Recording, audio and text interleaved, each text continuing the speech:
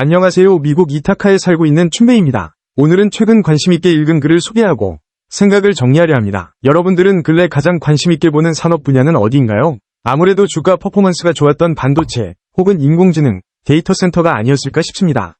혹은 각자 관심있는 영역을 갖고 있었겠지요. 저는 개인적으로 트레이딩을 즐겨하지는 않습니다. 다만 시장 분위기를 따라 어느 정도의 포트폴리오 리밸런싱은 합니다. 그리고 이러한 리밸런싱 관점에서 관심있게 본 글을 여러분께도 소개하려 합니다. 지난 3월 27일 오일 프라이스라는 정보지에서 읽은 글입니다. 마켓워치의 3월 25일 글까지 포함해 같이 전달드립니다. 글의 제목은 왜 모건 스탠리는 지금 에너지 주식을 사라고 말하는가? 입니다. 참고로 모건 스탠리는 글로벌 주요 인베스트먼트 펌 중 하나입니다. 그래서 말하는 바는 다음과 같습니다. 모든 미디어와 시장은 인공지능 붐에 주목하고 있지만 스마트머니는 에너지 부문에 쌓이고 있다는 것이죠. 그 사례로 든 것이 SPDR 에너지 펀드입니다. 에너지 펀드는 전년 대비 10.7% 상승했고 동일한 테크 펀드는 7.9% 상승했다 말했죠.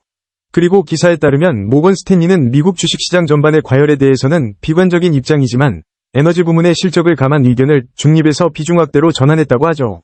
또한 스탠다드 차타드의 커머더티 분석가들은 앞으로 유가 강세를 예상하고 있습니다. 수요 예상치를 상향시키고 재고가 감소하고 있음을 지적했습니다. 반면 미국의 오일 공급은 크게 늘어나지 않을 것으로 예상하고 있죠. 또한 모스크바는 다시 말해 러시아 정부는 석유 회사들에게 오펙 플러스의 생산 기준치에 맞도록 2분기 생산량을 낮추라고 지시했다고 합니다. 결과적으로 스탠다드 차타드는 유가의 강세가 수급상 유지될 것이라 해석하고 있습니다. 여기까지가 오일 프라이스 글의 전문입니다. 실제로 유가는 지난해 말부터 강세를 이어오고 있죠. 또한 EIA에서 제공하는 수치 기준 미국의 오일 생산량은 지난해 연말 들어 늘어나는 듯한 분위기를 펼쳤지만 올해 1월에는 다시 작년 1월 원점으로 돌아왔습니다.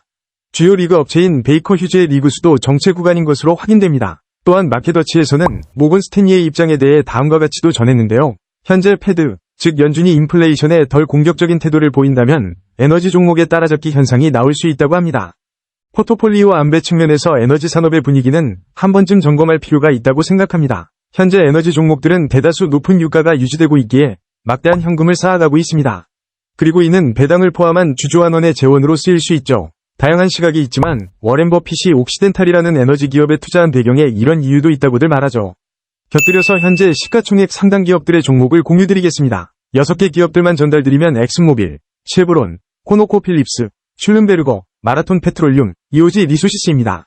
현재 시가총액 상단 기업들의 배당 수익률이 평균 2에서 3%는 나오는 상황입니다. 그리고 중간이라고 할까요? 10% 이상의 배당을 내는 종목도 있지만 딱 그 아래선의 종목들 리스트업해드립니다. 여기엔 처음 본 종목들도 정말 많네요. 많은 기업들을 보여드렸지만 이 중에 몇몇 기업들만 대략적인 흐름이 어떻게 진행되고 있는지 보여드릴게요. 하나씩 말씀드립니다. 첫 번째는 옥시입니다. 워렌 버핏이 점지한 종목으로도 유명하죠. 옥시는 원유와 관련한 대다수의 사업을 하고 있습니다. 기본적인 업스트림의 시추에서부터 원유와 석유 제품의 유통을 담당하는 미드스트림, 그리고 이를 재가공한 석유화학까지 다양한 범주를 다루고 있습니다.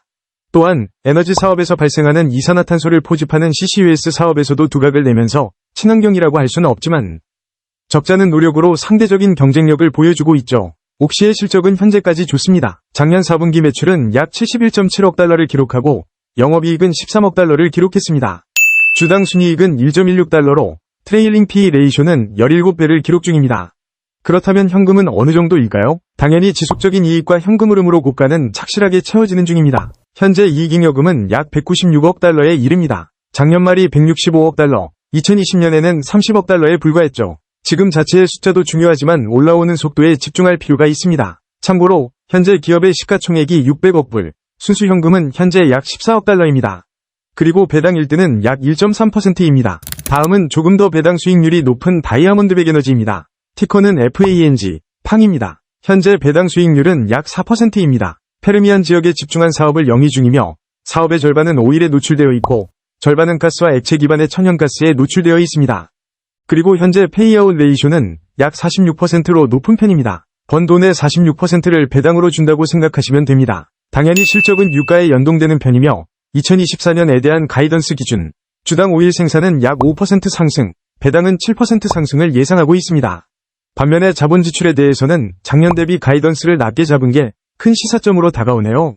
그리고 최근에는 추가적인 인수 합병에 나서면서 기업의 몸집을 키우고 있습니다. 그리고 관련 자료에 있던 비교 슬라이드인데요. 앞서 이야기한 옥시와 다이아몬드백의 위치를 살펴볼 수 있습니다. 옥시에 대해 가장 높은 프리캐시 플로우를 예상, 그리고 다음이 다이아몬드백.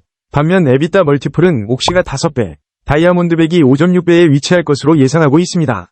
다음 종목으로 넘어가겠습니다. 마지막은 2023년에 상장한 아틀라스 에너지 솔루션입니다. 이 기업은 직접적인 에너지 업체는 아닙니다. 보통 오일앤게스 기업들이 시추 작업을 할 때 프로판트라는 특수 모래를 사용하는데요. 이 모래에 대한 물류 서비스와 판매를 하고 있습니다. 보통 오일앤가스를 추출하는 방법에는 프래킹이 있는데요.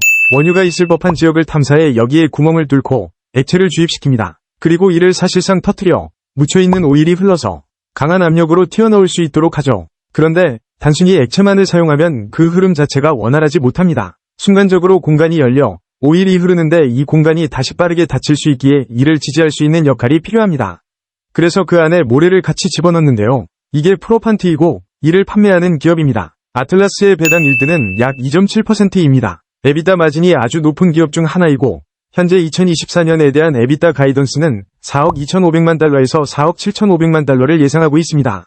참고로 지난 2023년의 조정 에비타가 3억 2천 달러 수준이었습니다. 가이던스의 하단 기준으로 30%는 좋게 상승할 것으로 예상됩니다. 이상 3개 기업을 짧게 소개드렸습니다. 단순하게 밸류에이션만 비교하면서 마무리하겠습니다. 지표는 3가지로 보겠습니다. PER, EV/EBITDA, ROIC로 보겠습니다. 관련 내용은 마켓 스크리너의 수치를 참고했습니다. ROIC만 그룹포커스를 참고했습니다. 블룸버그에 대한 접근성이 있으신 분들은 따로 살펴보는 게 도움이 되겠네요. 먼저 옥시의 PER은 2024년 기준 17.8배, EV/EBITDA는 6.9배, ROIC는 7.2%입니다.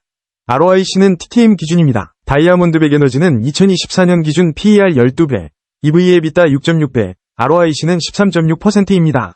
마지막 아틀라스입니다. 2024년 기준 PER은 9.8배, EV/EBITDA는 6.2배, ROIC는 41%입니다.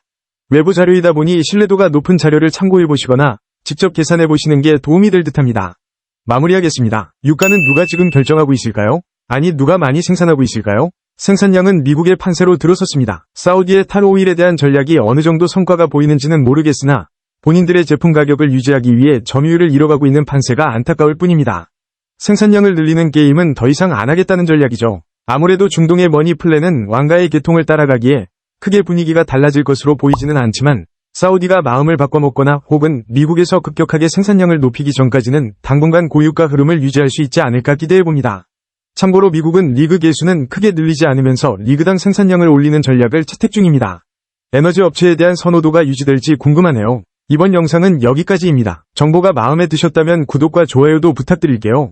또 단어의 설명을 일부 생략했는데 내용이 너무 어려웠으면 댓글로 달아주세요. 이상 이타카 교포 박춘배였습니다. 사랑해요 여러분.